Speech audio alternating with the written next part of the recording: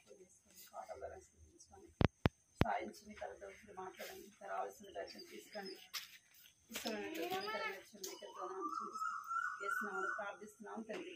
ఆమేన్.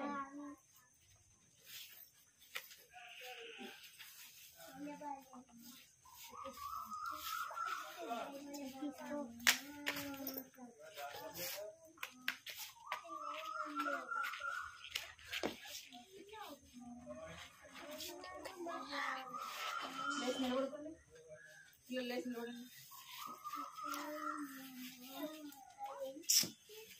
స్థుతులు పాడడం పడదు.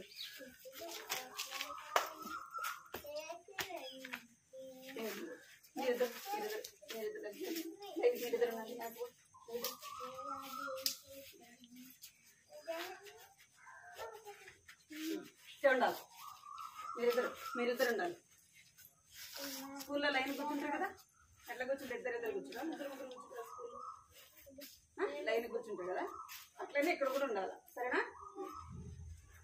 స్థుతులు పాడదాం సరేనా? ఎవరు అల్లరి చేస్తే వాళ్ళకి చాక్లెట్ ఉండదు, బిస్కెట్ ఉండదు. స్థుతులు పాడేదం యేసు ప్రభునకు సమస్తమిచ్చిన సృష్టికర్తకు. స్థుతులు పాడేదం యేసు ప్రభునకు సమస్తమిచ్చిన సృష్టికర్తకు. మరణమును జయించిన యేసు ప్రభువును ఆరాధించి పూజింతుము. రారాజును మరణమును జయించిన యేసు ప్రభువును ఆరాధించి పూజింతును. రారాజును స్తుతులు పాడేదం యేసు ప్రభునకు సమస్తమిచ్చిన సృష్టికర్తకు. నా కళ్ళు చెవులు ముక్కులు వస్తా,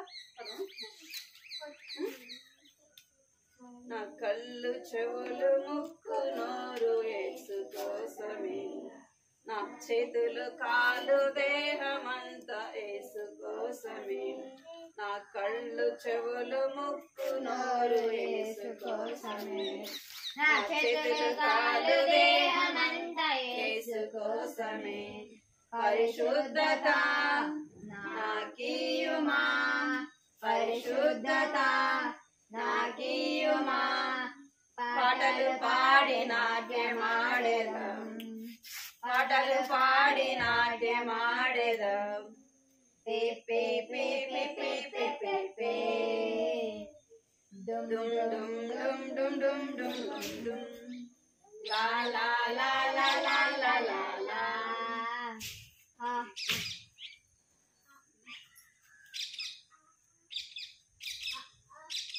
ఓరనా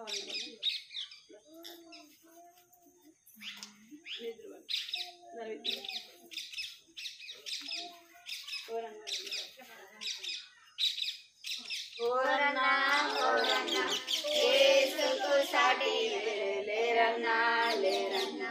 యేసే దైవం చూడన్నా చూడన్నా. చరిత్రలోనికి వచ్చాడన్నా వచ్చాడన్నా, పవిత్ర జీవము తెచ్చాడన్నా తెచ్చాడన్నా. చరిత్రలోనికి వచ్చాడన్నా వచ్చాడన్నా, పవిత్ర జీవం తెచ్చాడన్నా తెచ్చాడన్నా. ఆది దేవుడు అద్వితీయుడు, ఆదరించును ఆదుకొను. ఆది దేవుడు అద్వితీయుడు, ఆదరించును ఆదుకొను. ఓరన్నా ఓరన్నా యేసుకు సాటి ఎవరు లేరన్నా లేరన్నా. యేసయ్య దైవం చూడన్నా చూడన్నా.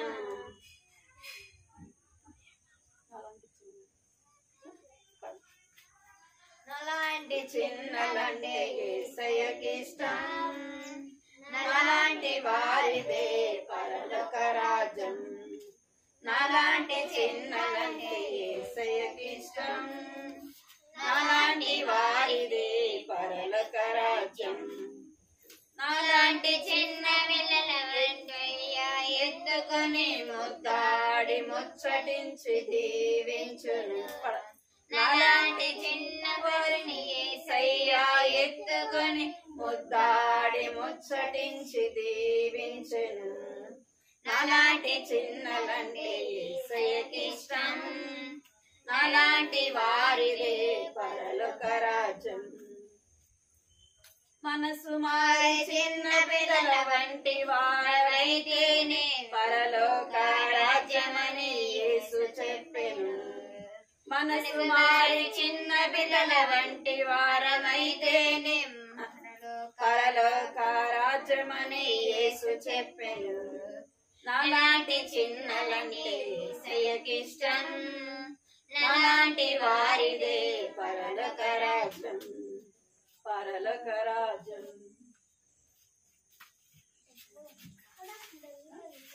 అది ఆశ్చర్యకరుడు పడమా ఆశ్చర్య దానికి పడు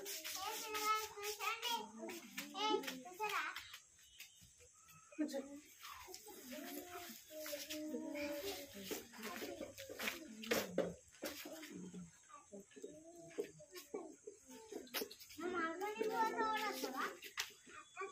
జరా జరా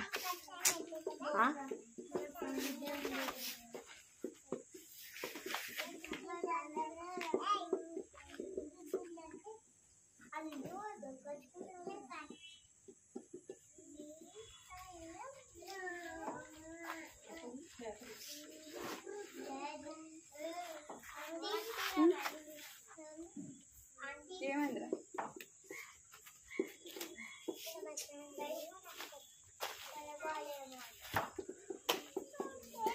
బలి బలి మాట పాడదామా? పాడదామా? ఒక పాట పాడదామా? పాట పాడి కథ వింది. సరేనా? వచ్చా మీకు అందరికి అది బలే బలే మాట వచ్చా? బైబిల్ ఉందా మీ అందరి కాడ?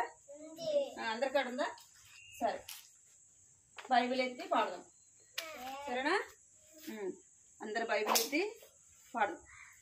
భలే బాలే మాట బంగారు మాట బైబిల్లో మాట యేసు మాట. భలే బాలే మాట బంగారు మాట బైబిల్లో మాట యేసు మాట. నా జీవితాన నీ జీవితాన మరువాని మాట యేసు మాట. నా జీవితాన నీ జీవితాన మరువాని మాట యేసు మాట. భలే బాలే మాట బంగారు మాట బైబిల్లో మాట యేసు మాట. పోయినవారం మీరు కథ విన్నారా? వచ్చిన సండే స్కూల్కి ఎంతమంది వచ్చారు? పోయినవారం మీరు అందరు వచ్చినారా? ఏం కథ విన్నారు? చెప్పాలి. ఎవరి గురించి విన్నారు? మోషేనా? లోతు. ఎవరి గురించి విన్నారు కదా? కథ మీరు గుర్తు పెట్టుకోవాలి. కథ గుర్తు పెట్టుకోవాలి. కంటత వాక్యాన్ని కూడా నేర్చుకోవాలి. సరేనా? కంటత వాక్యాన్ని కూడా ఏం చేయాలా? నేర్చుకోవాలి. సైలెంట్గా ఉండాలి. చేతులు కట్టుకోండి. చేతులు కట్టుకుంటాము చేతులు కట్టుకోవాలి. పాట పాడతారు. చేతులు కట్టుకోవాలి. కట్టుకోండి. చేతులు కట్టుకుంటాము మాట్లాడక ఉంటాము భక్తితో కూర్చుంటాం యేసుని సంధింప.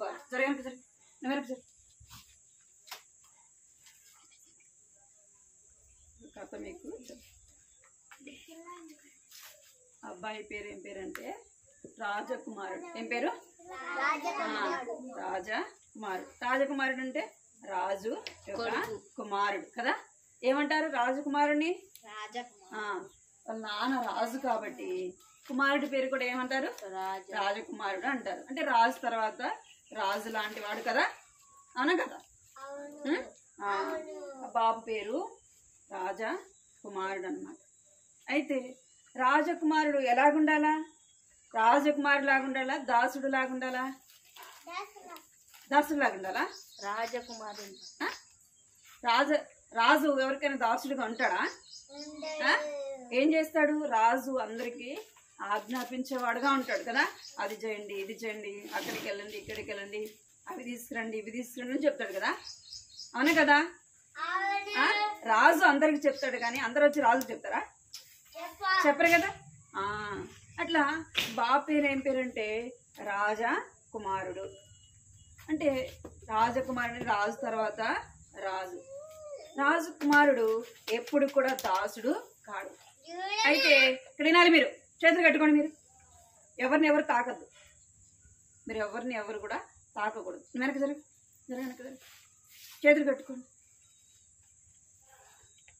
అయితే విక్కీ చేతులు కట్టు. అయితే ఇక మనము దేవుడు యేసు ప్రభు రాజులకు రాజు కదా. యేసు ప్రభు ఎవరు? రాజులకు రాజు, ప్రభులకు ప్రభువు. ఆయన సర్వాధికారి అయిన దేవుడు కదా. ఎవరంట? సర్వాధికారి అయిన దేవుడు. సమస్తాన్ని సృష్టించినవాడు. ఏం చేసినట్ట? సమస్తాన్ని సృష్టించిన వాడు, సమస్తం మీద అధికారం కలిగిన వాడు, సమస్తాన్ని ఆయన ఏలుచున్న దేవుడు. అయితే దేవుడు మనల్ని ఎలాగ చేశాడు అంటే, మనం ఎలా ఉండాలని ఆయన ఇష్టపడుతున్నాడంట. చేతులు కట్టుకోవాలా? యేసు ప్రభు మనం ఎలా ఉండాలని కోరుకుంటున్నాడంట ఆయన.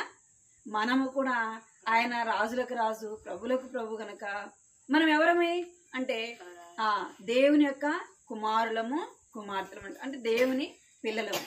మనం ఎలా ఉండాలని ఇష్టపడుతున్నాడంట అంటే, మనము కూడా రాజకుమారులాగా ఉండాలని ఇష్టపడుతున్నాం. రాజకుమారులు ఎలా ఉంటారంటే స్వతంత్రులుగా ఉంటారన్నమాట. వారి మీద ఎవరు కూడా అధికారము చేయరు. అర్థమైందా మీకు? మనము కూడా అలాగ ఉండాలని దేవుడు ఏం చేస్తున్నాడు? ఇష్టపడుతున్నాడు. అయితే మనము ఏమై ఉన్నామంటే, మొదట దేవుడు ఎవరిని కలుగజేశాడు చెప్పాలి. మొదట ఇద్దరిని సృష్టించాడు. ఎవరిని? ఆదాముని అవ్వని కలుగజేశాడు.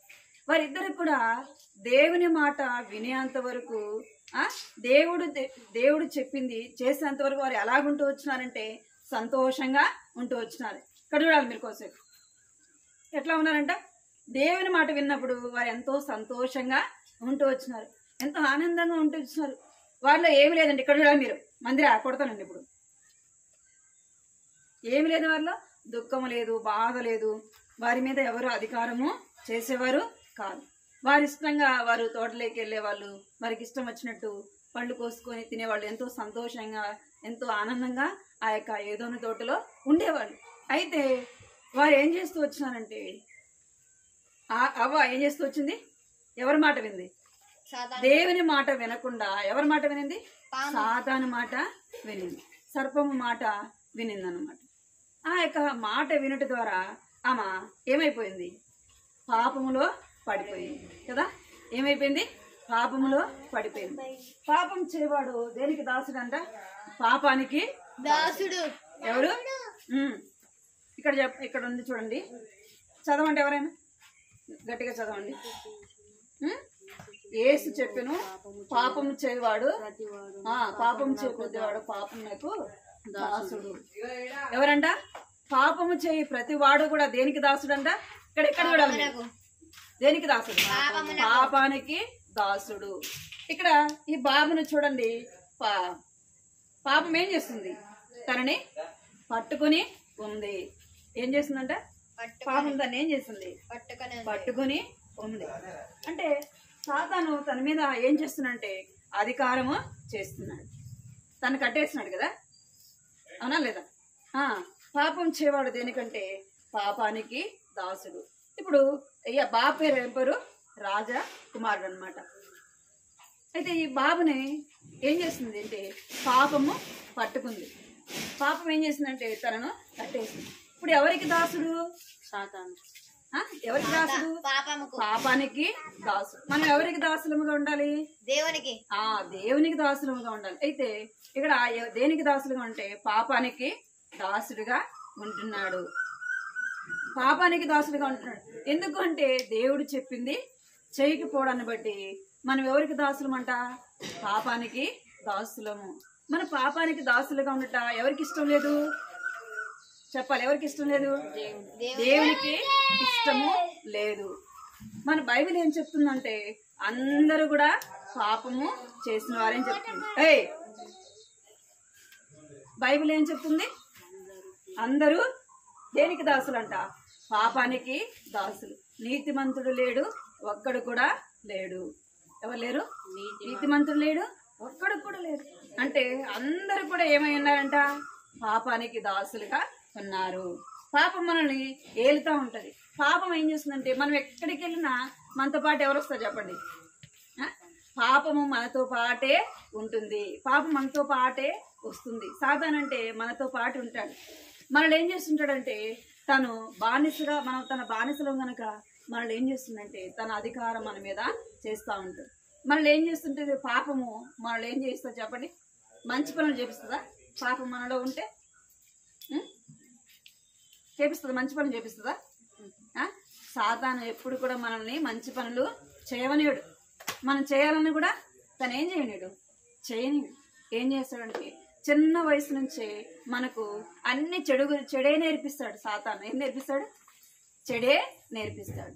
ఏం నేర్పిస్తాడు అంటే దొంగతనము నేర్పిస్తాడు. ఏం నేర్పిస్తాడు? దొంగతనము నేర్పిస్తాడు. అక్కడ ఉంటాయి బిస్కెట్లు ఉంటాయి, మనం ఏం చేస్తాం? అడగకుండానే తీసుకొని తింటాం. చాక్లెట్ ఉందనుకోండి, అటు ఇటు చూస్తాం, ఎవరు లేకపోతే ఏం చేస్తాం? ఆ చాక్లెట్ తీసుకొని తింటాం. అది పాపమా కదా? పాపం కదా.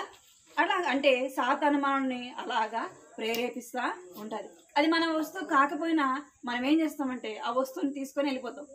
చిన్నపిల్లలు ఏం చేస్తారు చెప్పండి? అదేమన్నా ఆడుకున్నట్టున్నాయి అనుకోండి, చెప్పకుండానే తీసుకెళ్ళిపోతారు. అంటే అదేందది? పాపము. పాపము చేయవాడు దేనికి దాసుడు? పాపానికి దాసుడు. పాపానికి మనం ఎట్లా ఉన్నామంట? దాసులముగా ఉన్నాము. ఇక్కడ ఈ బాబు దేనికి దాసుడిగా ఉన్నాడంటే పాపానికి దాసుడిగా ఉన్నాడు. ఇక్కడ చూడండి, ఇక్కడ చదవండి పైన, చదవండి.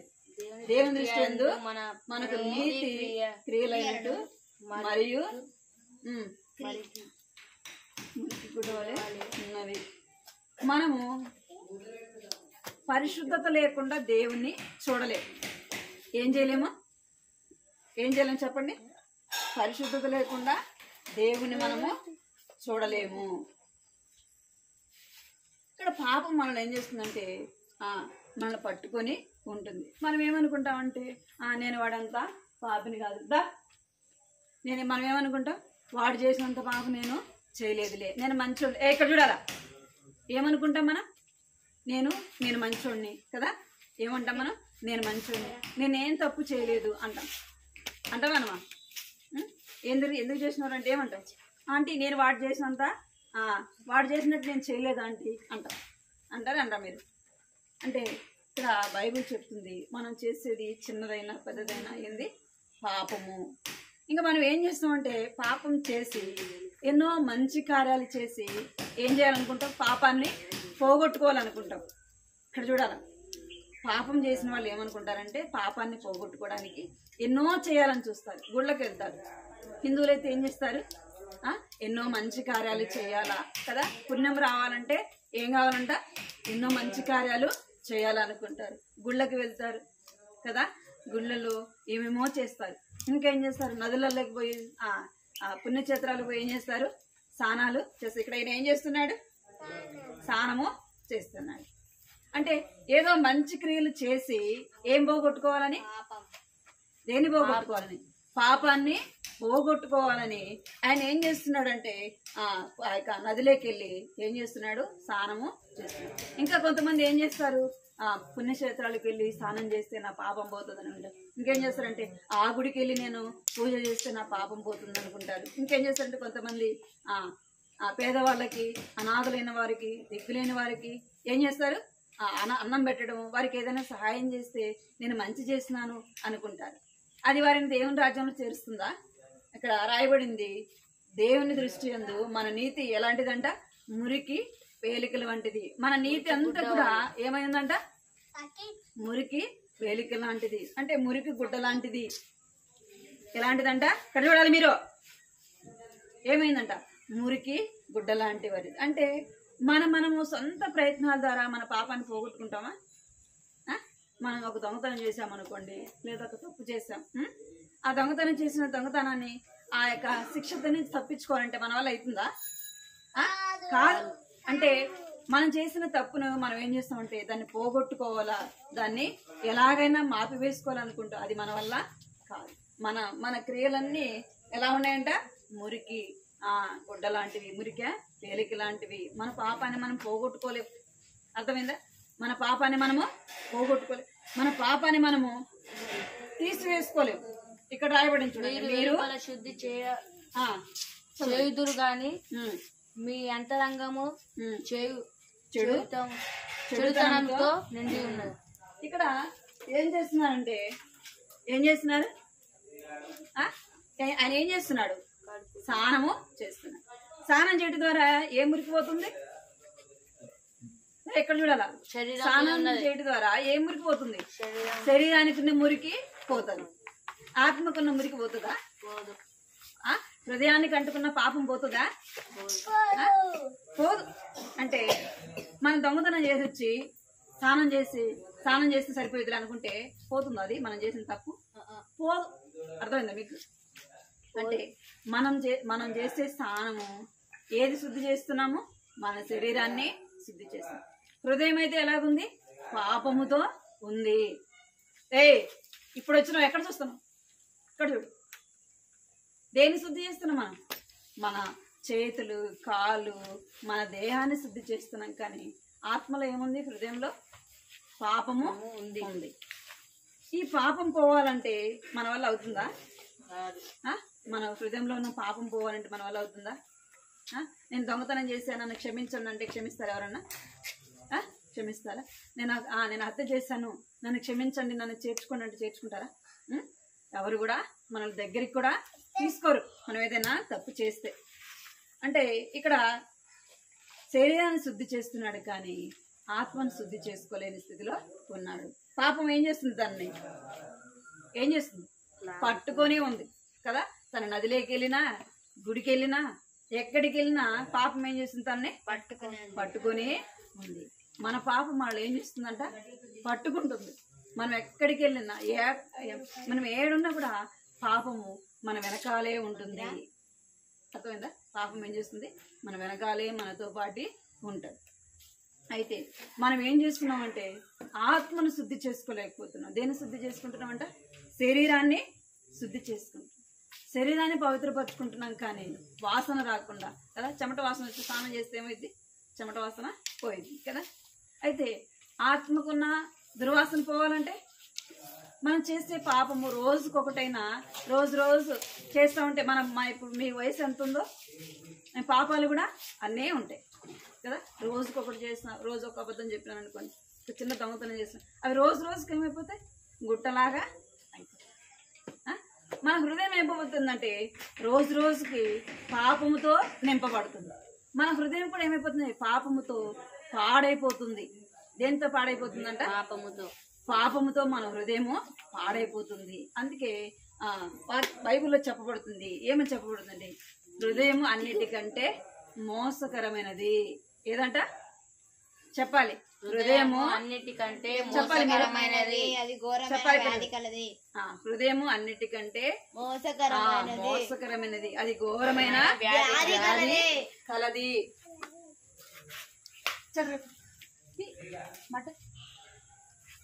హృదయం ఏమంట? అన్నిటికంటే మోసకరమైనది, పాపంతో నింపబడింది, అది ఘోరమైన వ్యాధి కలది. అందరూ కూడా పాపం చేసి ఏం చేస్తున్నారంట? దేవుని మహిమను పొందలేకపోతున్నారు. పాపములతో ఉన్న మనము ఎక్కడికి వెళ్ళము? పరలోకానికి. చెప్పండి. మనం పాపముతో ఉంటే దేవుడు మన దగ్గరికి రాడు. మన హృదయంలో పాపం ఉంటే ఎవరు రారు మన దగ్గరికి? దేవుడు రాడు. ఇంకా మన హృదయం పాపంతో ఉంటే దేవుడు మనతో మాట్లాడు. అర్థమైందా? మన హృదయంలో పాపం ఉంటే దేవుడు మన దగ్గరికి రాడు, మనతో మాట్లాడు. మీ దగ్గర దుర్వాసన వస్తుంది అనుకోండి, స్నానం చేయలేదు ఒక 2 రోజులు 2-3 రోజులు, మీ ఫ్రెండ్స్ ఎవరన్నా వచ్చి పక్కన కూర్చుంటారా? అరే చాలా మంచి వాసన వస్తుందిరా అంటాడు ఎవడన్నా? అంటాడా? కట్టడాలే అంటాడా? మీ పక్కన వచ్చి కూర్చుంటాడా? వాసన వస్తే కూర్చుంటాడా? కూర్చుంటాడా? వాసన వాడి దగ్గరికి మనం దగ్గరికి వస్తున్నాడు, వాసన వస్తుంటే రే దూరం పో, నీ దగ్గర వాసన వస్తుంది అంటాడు. అవునా కదా? అయితే మన హృదయం కూడా ఎలాగుందంట? పాపముతో దుర్వాసనతో ఉంది. అయితే మనుషులు మనల్ని వద్దని దూరం తోసేస్తారు. ఎవరు దోసివేయరు? యేసయ్య తోసివేయరు. ఎప్పుడు తోసివేయడంటే మనం యేసయ్య దగ్గరికి వచ్చి యేసయ్యని ఏమడగాలి? ఇక్కడ మీరు చేతులు కట్టుకొని ఇక్కడ చూడమని చెప్తున్నాడు కదా. మీకు ఎవరికి చాక్లెట్ లేదు, ఇక్కడ చూడాలి. ఎవరి దగ్గరికి రావాలి? మనము దేవుని దగ్గర, యేసయ్య దగ్గరికి రావాలి. యేసయ్య నేను పాపిని, ఏమడగాలి? యేసయ్య నేను పాపిని, యేసయ్య నా పాపాలు క్షమించేసయ్య అని బైబిల్ చెప్తుంది.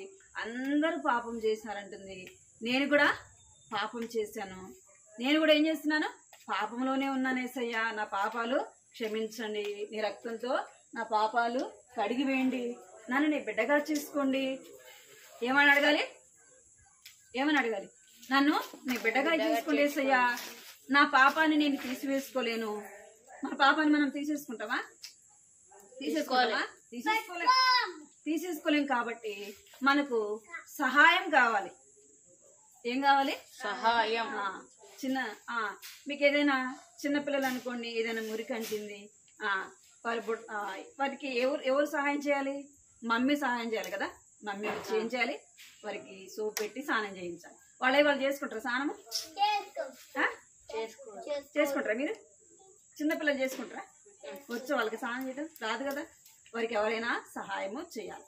అట్లనే మన పాపము కడిగి వేసుకోవాలంటే, మన పాపం తీసివేసుకోవాలంటే మన వల్ల కాదు, మనకు సహాయము అవసరము. ఎవరు సహాయం కావాలి? మనం పాపులం కదా. మనం అందరూ పాపులే. మనుషులందరూ కూడా ఎవరమంట? ఎవరు? ఆదాము అవ్వలు దేవుని మాట మీరి వారు ఏం చేశారు? పాపం చేశారు. వారి సంతానమైన మనము కూడా ఏం చేస్తున్నామంట? పాపము చేశాము. మనం అందరం కూడా పాపులమే. మన పాపాలు పోవాలంటే, మన పాపం కడిగి వేయాలంటే, మన పాపం తీసివేయాలంటే ఎవరు కావాలి? పరిశుద్ధుడైన దేవుడు కావాలి. ఎవరు కావాలా? పాపం లేని వ్యక్తి కావాలి. ఎవరు కావాలా? పాపం లేని వ్యక్తి కావాలి. పాపం లేని వ్యక్తి ఎవరు? అందరూ కూడా పాపం చేశారు. మరి పాపం లేని వాళ్ళు ఎవరు అంటే యేసు ప్రభు ఒక్కడే. యేసు ప్రభు ఒక్కడే.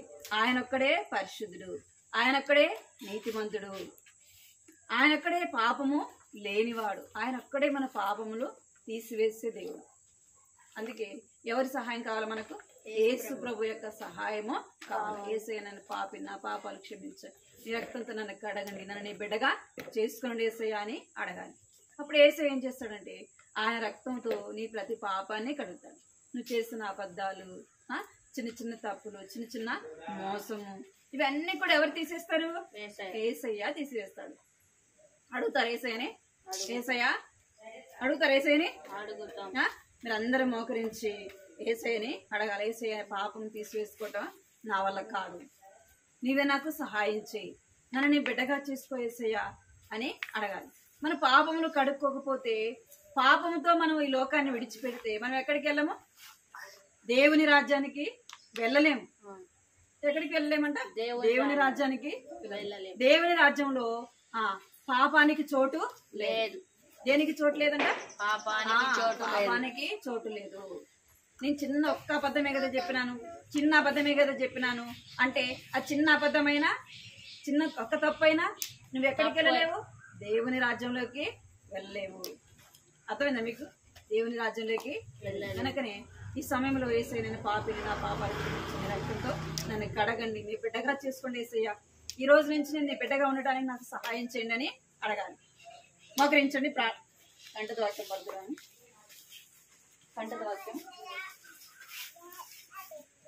కంఠద వాక్యము చెప్తాను. పాడు.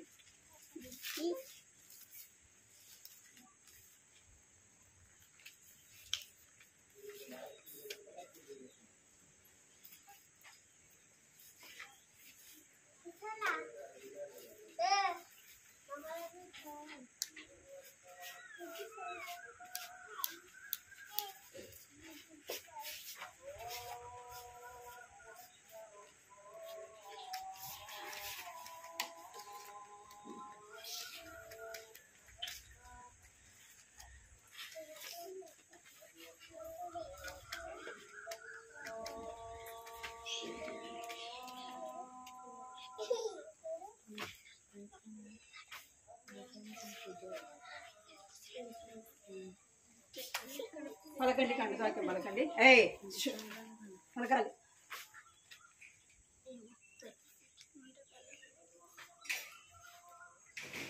మేమందరము పలకండి. మేమందరము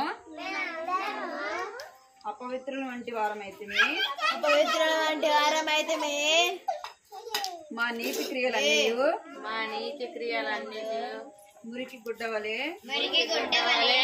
ఆయను. మేమందరము అపవిత్రుల వంటి వారమైతే మా నీతి క్రియలన్నీ మురికి గుడ్డల వలె ఆయను. యెషయా 64వ అధ్యాయము 6వ వచనము. యెషయా 64వ అధ్యాయము 6వ వచనము. మోకరించండి, ప్రార్థన చేసి మోకరించండి. వెనక్కి జరి.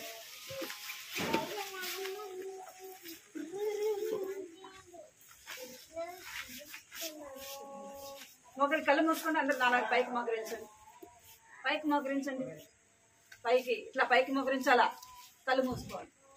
చెప్పినా కదా ఇందాక ప్రార్థన చేసుకోవాలని. మీరందరూ కూడా కళ్ళు మూసుకొని ప్రార్థన చేస్తారు. యేసయ్య నా పాపాలు క్షమించండి, నీ రక్తంతో నన్ను కడగండి, మీ బిడ్డగా చేసుకోండి. అందరూ కళ్ళు మూసుకోవాలా. వినపడుతున్నారా నేను చెప్పేది? కళ్ళు మూసుకొని చెప్పాను, అయిపోయింది. కళ్ళు మూసుకున్నాను. యేసయ్య మీకు వందనాలు స్తోత్రాలు చెల్లిస్తున్నాను తండ్రి. సమయాన్ని బట్టి మిమ్మల్ని స్తుతిస్తూ గణపరుస్తున్నాం ప్రభావ. మీకు వేలాది వందనాలు చెల్లిస్తున్నాం తండ్రి.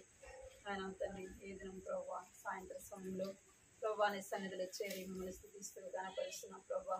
మీకు వందనాలు చెల్లిస్తున్నాం. దొరిగా నాకు బట్టి వందనాలు చెల్లిస్తున్నాం. గృహంలో జరిగిన సందేశం పరిచయం నాన్న మీరు దీవించండి, ఆశీర్వదించిన నా బిడ్డలు వచ్చిన వారిని బట్టి వందనాలు చెల్లిస్తున్నాం తండ్రి. ఇంకా అనేక మంది చిన్న బిడ్డలు ఉన్నప్పటికీ నీ ప్రభావ నీ సన్నిధికి వారు రాలేకపోతే వచ్చినారు తండ్రి. వారిని క్షమించండి ప్రభావ, కనికరించండి తండ్రి. జ్ఞాపకం తీసుకుని సన్నిధిలో ప్రార్థిస్తున్న పాడే పాటలు సహాయపడుతూ వచ్చినారు. కథ ద్వారా కూడా ప్రభావ మీరు మాట్లాడుతూ వచ్చినారు తండ్రి.